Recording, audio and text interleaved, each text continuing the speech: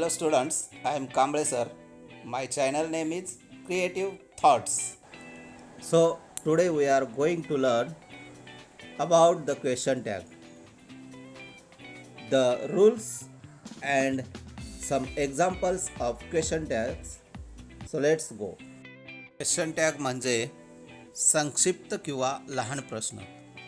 एखादे विधान केल्यानंतर ऐकणाऱ्याकडून होय असा प्रतिसाद मिळवण्याकरता अशा प्रकारचा प्रश्न विचारला जातो आणि तो विधानार्थी वाक्याला जोडला जातो.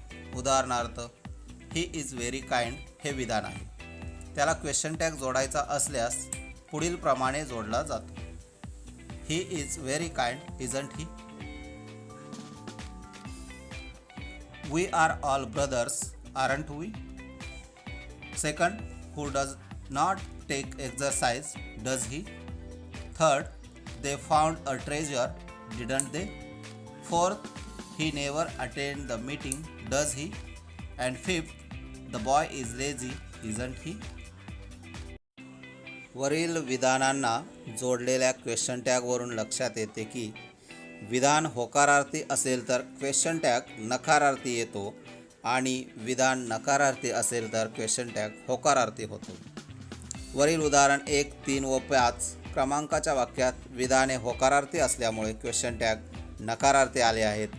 वाक्य क्रमांक 2 आणि 4 मधील विधाने नकारार्थी आहेत म्हणून क्वेश्चन टॅग होकारार्थी आले आहेत. टिप: क्वेश्चन टॅग लिहिताना पुढील आणखी काही महत्त्वाचे नियम लक्षात ठेवले पाहिजेत. 1.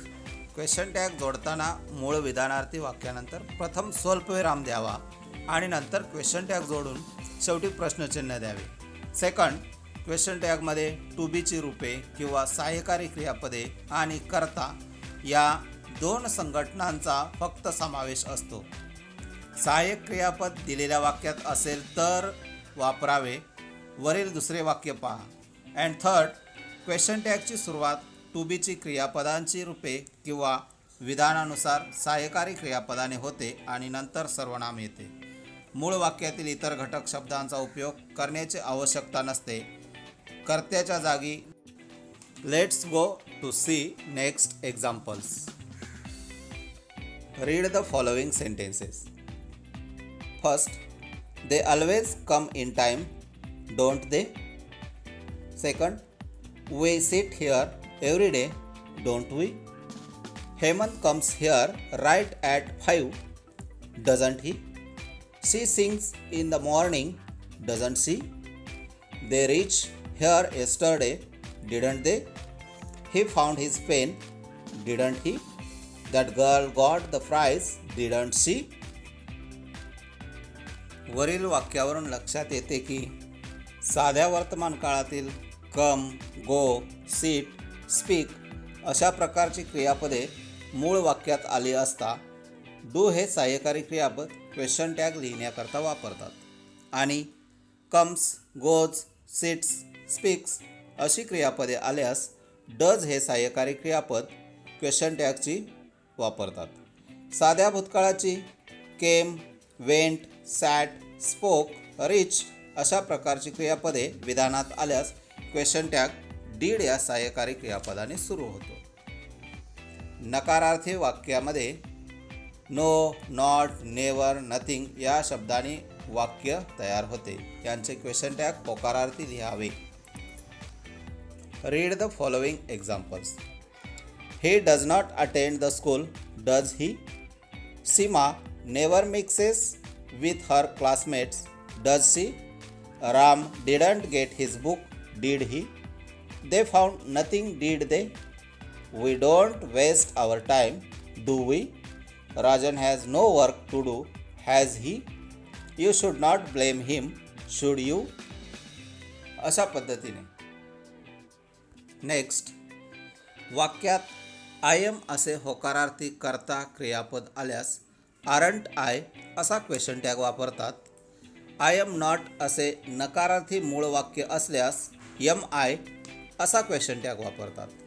उदाहरणार्थ, I am right, aren't I?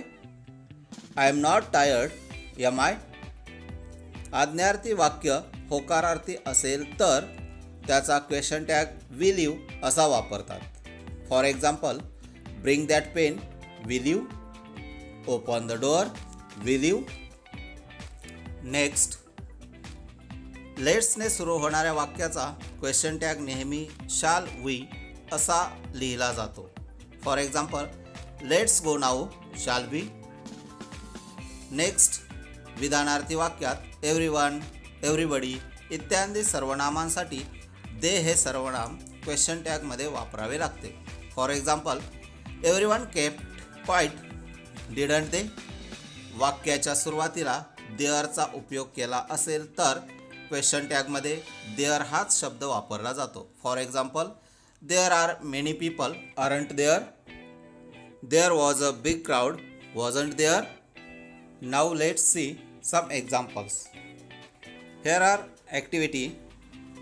Choose the correct question tag and rewrite the complete sentence. First, the heat is trying enough, and the options are is heat, isn't it, is the heat, doesn't it. So which is the correct option? There is a second one, means isn't it is the correct option, because वाक्यामध्ये is हे सहाय्यकारी क्रियापद आहे आणि नकारार्थी शब्द नाही, म्हणून त्या ठिकाणी आपण इजंट इट असा क्वेश्चन टॅग केला आहे. Like this you have to solve another examples and that is the homework for you. Activity number 1 and 2 is homework for you. Thank you.